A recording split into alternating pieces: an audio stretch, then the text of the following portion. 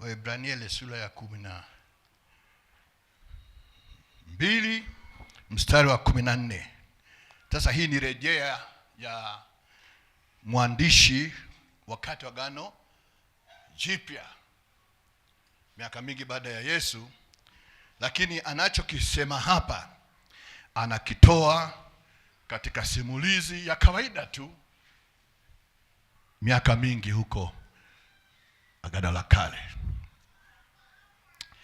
Mstari wa 14 nasema hivi: tafuteni kwa bidii kuwa na amani na watu wote, na huo utakatifu ambao hapana mtu atakayemuona Bwana asipokuwa nao. Mkiangalia sana mtu asipungukie neema ya Mungu, shina la uchungu lisije likachipuka na kuwasumbua, na watu wengi wakatiwa unajisi katika hilo. Asiwepo masharati wala asiyemcha Mungu kama Esau, aliyeuza urithi wake wa mzaliwa wa kwanza kwa ajili ya chakula kimoja. Maana mwajua kuwa hata alipotaka baadaye kuirithi baraka alikataliwa, maana hakuona nafasi ya kutubu, ijapokuwa alitafuta sana kwa machozi. Mungu atusaidie sana. Wataalamu wa Biblia wengine mko hapa, mtaniunga mkono kwamba mwandishi wa Waebrania hakuna jina lake pale, saini yake, lakini alikuwepo mwandishi mwanadamu, mtu aliishi kipindi chile cha Yesu.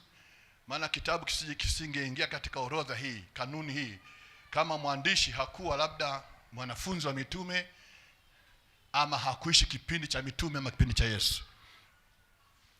Lakini wanasema tu inawezekana aliandika ni Paulo, inawezekana aliandika ni Barnaba ama Apolo. Watu watatu hao ndio wanalengwa sana. Maana mambo aliyoandika yalikuwa ni mambo mazito, hakutaka kutundika kichwa chake mbele kikatwe na wale wenye misimamo mikali ya kiimani ya Kiyahudi. Maana hapa alikuwa anakosoa kwa mtazamo mmoja mapungufu ya Agano la Kale, anainua maboresho ya Agano Jipya. Ambao amepata nafasi kusoma kitabu chote mtakuta ni hiyo.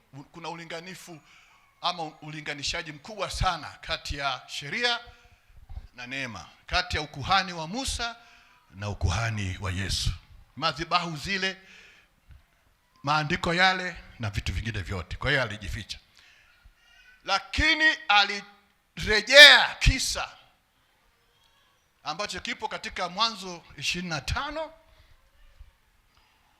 mpaka Mwanzo 33. Hiyo habari kianza Mwanzo 25 mpaka 23, hicho kifungu kinatuzungumzia habari, tungeweza kusema Esau na Yakobo. Yeye amesema tu kimlenga Esau, lakini aliuza ule urithi kwa Yakobo. Yeye anarejea mazungumzo ama simulizi ya tukio katika nyumba ya mtu wa Mungu mmoja Isaka, mazingira yaliyotokea humo. Huyu amepata fundisho, anawaambia Waebrania, amerejea, anatafsiri kile kisa, anatoa fundisho. Neno la Mungu limetufikia sisi kwa madaraja manne. Neno la Mungu lilikuja kwa wanadamu kupitia manabii. Mungu alisema nao, wakasema na umma uliokopo kipindi kile. Manabii wakasema, wakaandika.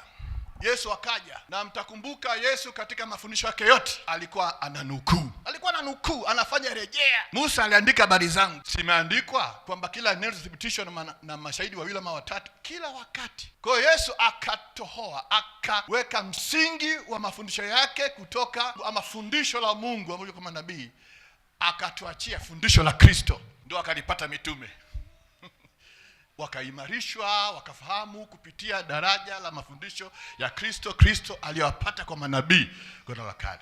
Baada ya Yesu kuondoka, mitume wakafundisha kanisa, ndio inaitwa walidumu katika fundisho la mitume. Wametoa kwa Kristo ametoa kwa manabii, madaraja manne. Kwa hiyo ukijenga fundisho lako, imani yako, pitia madaraja hayo yote. Huyu mwandishi wa Ibrania anarudi kule Agano la Kale, alafu anajenga fundisho lake kuwa na amani.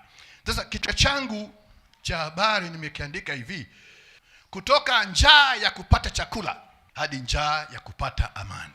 Kutoka njaa ya kupata chakula, ambayo Esau ndio anajulikana katika hiyo, alishindwa kudhibiti njaa yake, si ndio? Hadi njaa ambayo alipata Yakobo miaka mingine baadaye, ya kutafuta amani na upatanisho na ndugu yake Esau. Sasa kisa hiki mnakifahamu. Isaka, ukisoma sura 26 ya Mwanzo utamfahamu Isaka tofauti. Sio Isaka tu mtoto wa imani, kuna mambo ya kimaendeleo hawa kina Galao wanashughulikia ya kuchimba visima. Ni mwana maendeleo mzuri sana, aliwapa visima vya maji wa Filisti, alifanikiwa sana. Lakini katika uzee wake akatamani kubariki ya wazazi wengi wa Mashariki ya Kati, na tunayo hata hapa Afrika miongoni mwa makabila ya Kibantu. Watu wengi tu katika dunia wana hiyo hisia kali ya kubariki watoto, kuwarithisha.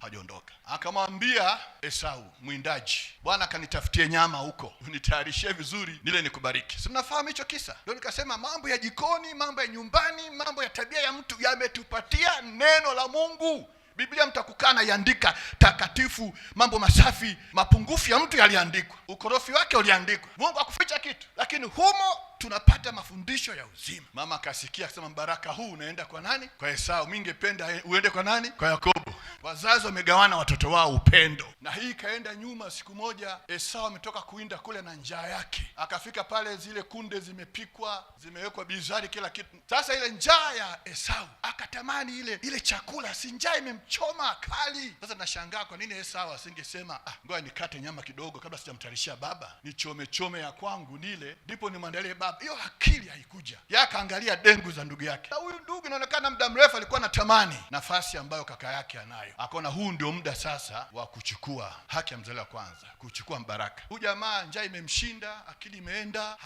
hathamini chochote. Bwana, wewe unataka dengu yangu, utanipa nini? Nipatie haki ya mzaliwa kwanza. Imeandikwa haki itanisaidia nini wakati mimi nakufa na njaa? Sema nipe dengu bwana, chukua hiyo, itanifanya nini mimi? Kwa akapata kauhalali ka kidunia, sio mbele za Mungu. Dengu ndio kuna ile fundisho, kwa chakula chako kimoja usiharibu kazi ya Mungu. Ndio imetokea hapo. Kwa hiyo siku baraka ulipofika, mama sasa naye akaingia katika hiyo njama na mtoto wake kaolewa vizuri. Anaulizwa, tenda na mume wako? Nitaenda. Lakini miaka imeenda, Rebeka amekuwa kitu kingine. Maisha yanabadilisha watu, maisha yanabadilisha mienendo ya watu, maisha yanabadilisha misimamo ya watu, maisha yanabadilisha tabia. Kiroho cha mtu kinatafunwa asipokuwa mwangalifu na matukio katika maisha yake. Baba anakula anasema, sauti ni sauti ya mtu mwingine, ila mikono manyoya ya Esau. Na mzee naye kapenda nyama kweli kweli. Hakufanya uchunguzi wa mara ya pili, kabugia, akabariki. Jamaa akawa amechukua ule baraka. Esau anarudi, anakwenda kwa baba yake, ambariki. Huyu aliyekuja ni nani? Mbona nimeshabariki baraka wote? Kajua yule bwana amewahi. Nibariki chochote kilichobakia. Ikatokea fujo, ikatokea dhahama hapo nyumbani. Amani hakuna. Esau anasema baba akifa tu mimi na yeye. Mama anasikia. Akaondoka Yakobo. Kisa kinasema tangu anaondoka Yakobo ni kama alianza safari mpya ya mabadiliko, hata kama alikuwa hajui. Wewe unatembea mpweke tu, unatembea mpweke katika njia, na miaka hiyo ukikuta umezubazuba, wewe ni mtumwa tu unashika. Ukikuta umezubazuba tu maporini, anafika mahali amechoka, analala, anapata ndoto. Malaika wanashuka, wanapanda. Akasema hii lango la mbinguni. Na tunaposoma tunasema safari ya mabadiliko na matengenezo ya Yakobo ilianzia tangu siku anaondoka. Anafika kwa mjomba wake, anapokelewa, anafanya kazi. Akasema nataka nioe bwana. Katumika miaka 7. Haya bwana, nimemaliza miaka 7, nipe mke wangu. Sawa, atakuja. Akapewa mwingine, akapewa Lea. Ilimuuma sana Yakobo. Nimefanya kazi miaka 7, umenidanganya nipa Lea. Kama mdogo hawezi kutoka kabla mkubwa, ukimtaka Lea miaka mingine 7. Anasema miaka 14 alichunga kondoo ili apate kuoa. Kuna maandishi moja ndani ya Hosea anarejea hiyo. Lakini tunaposoma Biblia tunagundua kwamba kisa chote hicho kilikuwa ni matengenezo ya Yakobo aweze kujua ni ubaya gani alimtendea ndugu yake Esau, kumdhulumu haki ya mzaliwa kwanza na mibaraka yake. Ajue hivi alivyoumia yeye ndivyo alivyoumia Esau. Kwa akapiga kazi kwa uelewa huo, na yule bwana anataka kumdhulumu hata mishahara yake. Akajua huyu ameshaiva sasa, arudi akatengeneze. Kama asingerudi kule kwao kutengeneza, ule mbaraka ambao alibarikiwa na baba yake usingefanya kazi. Ili kuhalalisha lazima aende atubu, aende akatengeneze, na baraka ile baba yake amempa. Ndipo tunavyoelewa hivyo. Alihangaika sana kuleta amani. Ndio nikasema Esau alikuwa na njaa ya chakula, ikamponza, maana hakuweza kudhibiti tamaa yake ya chakula. Yakobo akawa na njaa, akawa na kiu cha kupata amani na ndugu yake. Kwa safari na mali zake, watoto wake wanaenda, anawaza tu, nifanyeje nipatane na ndugu yangu. Anafika mahali, baba Mungu ameshaona ile nia nzuri. Anafika mahali, anakaa pembeni, anapigana mweleka na mtu asiyemjua. Wanamenyana kweli kweli mweleka pale. Yule bwana amemkamata vizuri Yakobo, na Yakobo amemkamata vizuri yule bwana. Yule bwana akasema, bwana Niachie, sema mimi sikuachii usiponibariki. Kwa akapata mbaraka mpya unaofunika mibaraka mingine yote. Wewe sasa hivi hutaitwa Yakobo tena bali Israeli. Umepambana na Mungu na wanadamu na umeshinda. Ile barabara aliyokupitisha Mungu yote umeimaliza. Mungu ametaka urudi ukatengeneze, umekubaliana. Umeshinda. Umeshinda kiburi, umeshinda dhambi yako moyoni, uko tayari kuitoa, kutubu, kutengeneza, umeshinda. Akanyenyekea, anamtamka Esau, wewe ni bwana wangu, mimi ni mtumwa wako. Jawabu la upole ugeuza hasira. Sawa, na shangaa. Twende bwana basi. Tangulia bwana. Mimi nina mifugo mingi ambao ni wachanga. Bwana wangu atangulie mbele. Mimi ameshamwachia mifugo mingi tu. Moyo wa Esau ukarudi. Wakapatana wale ndugu, mambo yakaisha. Sasa ukisoma kisa kama hicho unaona ni simulizi tu. Siku moja nikawa na tafakari hicho kisa. Nikakuta mambo 15 ya kujifunza kwa ajili ya maisha yetu kanisa. Kisa kile cha Esau na Yakobo. Tusomaga zamani shule ya msingi, Esau na Yakobo, Danieli katika tundu la simba, Yusufu na ndugu zake. Tulikuwa tunasoma visimulizi tu. Lakini kumbe kuna maneno ya Mungu ya kusaidia watu wa Mungu, kusaidia kanisa. Watu wakisoma kwa kina na kutafakari. Kwa jambo la kwanza ni malezi. Tunajifunza kwamba wazazi tunapaswa kuwa na malezi mazuri, yasiyo ya kibaguzi, malezi ya makusudi, malezi mema. Na ndio Biblia. Tuwalee watoto katika njia njema. Mithali 22:3 inasema pia tuwalee watoto katika njia za Bwana. Tunasoma habari za Hana yule mama ambaye hasemwi sana miongoni mwa mashujaa wa Biblia. Lakini kuna siku nikagundua kwamba kama si Hana, Samueli asingefanya yote aliyofanya kwa Israeli mpaka kustawisha taifa la Israeli. Ni kwa sababu ya Hana. Nia yake Samueli alelewe katika jumba la nani? La Eli. Tunasoma habari za Eli kuhani, mlezi mbaya. Watoto wake akawa ndio wakorofi wakubwa sana. Mpaka wakapata matatizo makubwa sana katika ile vita ya miaka zaidi ya 40 kati ya Wafilisti na Israeli. Sanduku la Bwana likatwaliwa. Kwa hiyo kuna swala la malezi. Watu wakumbuke malezi ni muhimu sana katika nyumba ya Kristo. Mungu atusaidie tulee watoto vizuri, tusiwalee katika namna ya kuwafanya wanakuwa maadui. Jambo la pili, njama na migogoro miongoni mwa watu wa Mungu ipo. Njama na hujuma, maandiko yanasema zaweza kutokea katika nyumba ya Mungu. Tunamudu namna gani? Tunapitaje hapo? Kwa hiyo yanayotokea kwenye makanisa, zama hizi za kanisa, si mambo ya kigeni. Yanaweza kutokea katika familia ya watu wa Mungu, katika ndoa za Kikristo, katika vikundi vya huduma. Lakini tunakabili vipi? Yakobo alivyokabili tatizo lake na Esau, gharama aliyoitumia, kiu alichokuwa nacho kutafuta amani na ndugu yake, na akafanikiwa.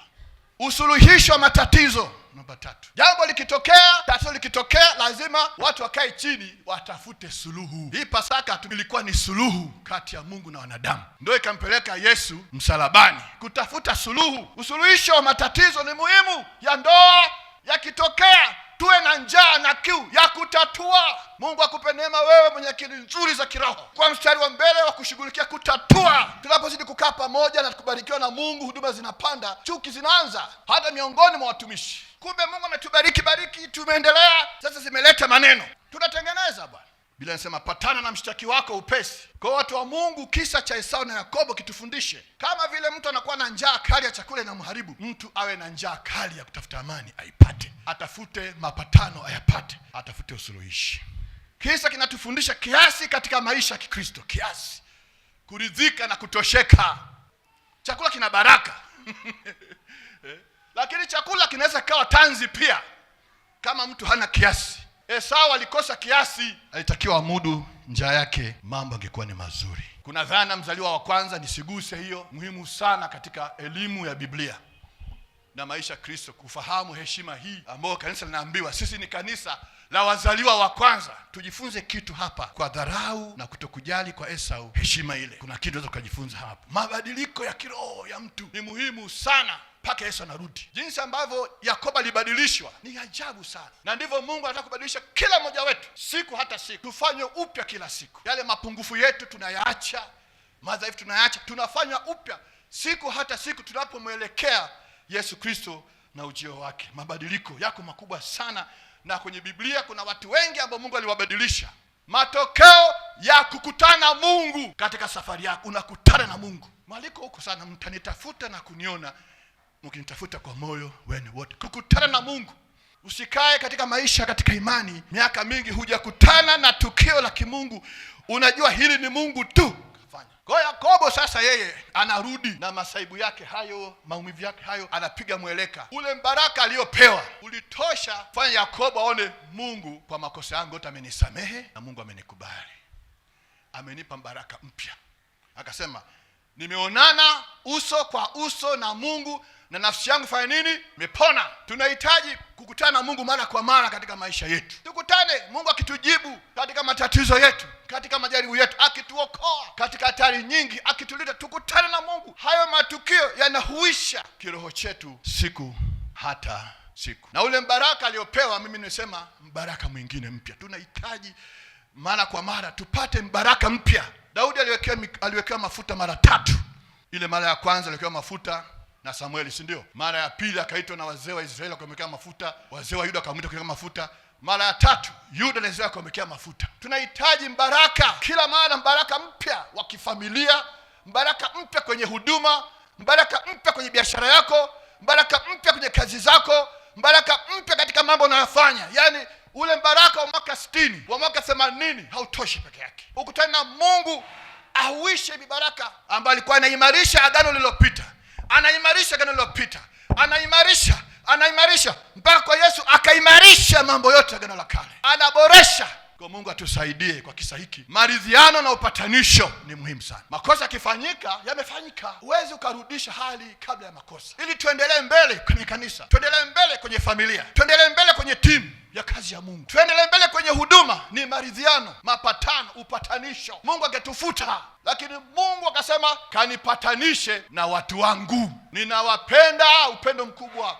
Kanipatanishe Yesu. Nenda, usishikilie kosa. Patana. Achilia, sahau, pita juu ya kero hiyo, pita juu ya tatizo hilo, pita juu ya shida hiyo, pita juu. Kanyaga nyoka, nge na nguvu zote za yule adui. Hutadhurika. Hakuna anayetafuta mapatano na usuluhishi na mwenzie akaibika. Nguvu ya kusamehe, maridhiano, ndio imeleta Pasaka. Matengenezo ya wanadamu yameleta Pasaka. Sasa naunganisha hii habari. Pasaka ni matengenezo ya wanadamu mbele za Mungu. Pasaka ni kuleta maridhiano kati ya Mungu na wanadamu. Na mjumbe wa Pasaka Yesu Kristo. Tutaangalia uhusiano wake na Pasaka wa Yerusalemu. Mungu atusaidie sana katika maisha yetu. Mambo haya 10 yakusaidie katika maisha yako. Uweze kuwa mtu ambaye unapenda kutatua matatizo. Uwe mwenye kiasi katika mambo yote. Una kipimo. Tunza haki zako katika Bwana. Samehewa, ukahesabiwa haki, mtoto wa Mungu. Usipoteze hiyo kwa mambo ya duniani, kwa fedha, kwa vyeo, kwa utajiri, kwa sijui nini, kwa umaarufu. Usipoteze zile haki ambazo tumezipewa msalabani. Pasaka hii uwe na vipindi vya kukutana na Mungu. Omba, tafuta Mungu katika mahitaji yako, na Mungu anaonekana tu. Anaonekana tu. Uwe tayari kubadilishwa na Mungu. Tegemea mbaraka mpya kila mara. Epuka migogoro katika maisha yako. Lea watoto wako vizuri. Mungu asifiwe sana. Sasa Pasaka tutaendelea hapo, jaribu kuunganisha kisa hicho na mambo muhimu katika Pasaka. Tusimame.